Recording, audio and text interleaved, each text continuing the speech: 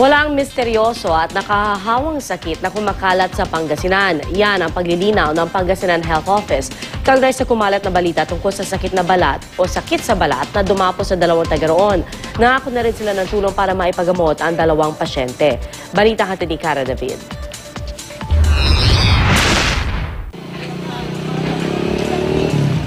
Naalarma ang mga taga-Pangasinan at lumikha ng alingas-ngas sa social media ang paglabas ng balita sa isang programa tungkol sa umano'y unti-unting pagkalat sa lalawigan ng misteryosong sakit na kumakain umano ng balat at kalamnan ng tao. Pinuntahan ng GMA News Dagupan ang 21 taong gulang na dalaga sa bayan ng Santa Barbara.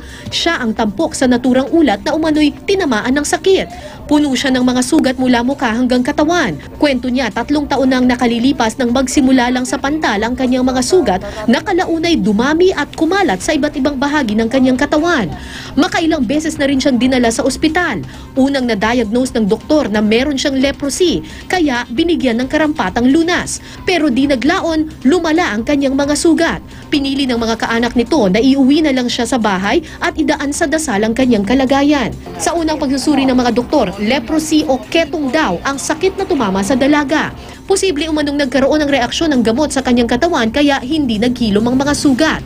Idagdag pa ang mababang resistensya ng dalaga. Kulang ang nutrisyon niya sa katawan, no? Hindi makarecover yung yung kanyang immune system. Ito po ay nagumpisa sa isang sugat, napabayaan ng isang sugat, pababa ang ating pong sustansya sa katawan. Kaya po siya ay dumami sa kanyang buong katawan. Hulyo nung isang taon, ang dalaga ring ito ay lumapit at humingi ng tulong sa GMA Kapuso Foundation. Agad siyang ipinakonsulta sa isang espesyalista sa St. Luke's Medical Center.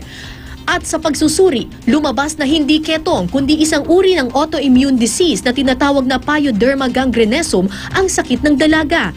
Hindi raw ito nakakahawa. Napagaling pa nga ang mga sugat ng dalaga matapos ang ilang buwang gamutan. Mula Santa Barbara, tumungo naman ang mga health official sa bayan ng Villasis, kung saan isang 21 anyos na binata ang iniinda rin ng sakit sa balat.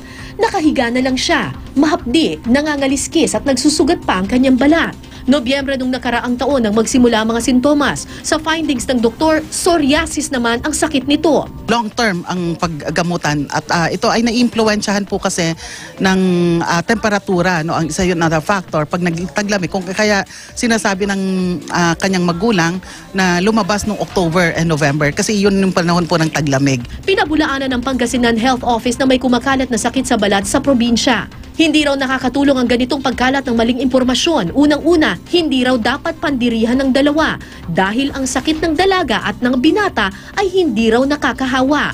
Wala ring dahilan para tawagin ang mga itong misteryosong sakit, lalo pat may paliwanag naman dito ang siyensya. No mystery. Wala pong nakakahawa dito sa dalawang sakit na ito. Wala pong nakakahawang sakit sa probinsya po ng Pangasinan. Kaya bukod sa pag-aalalang nilikha ng ulat kagabi, meron ding nagalit.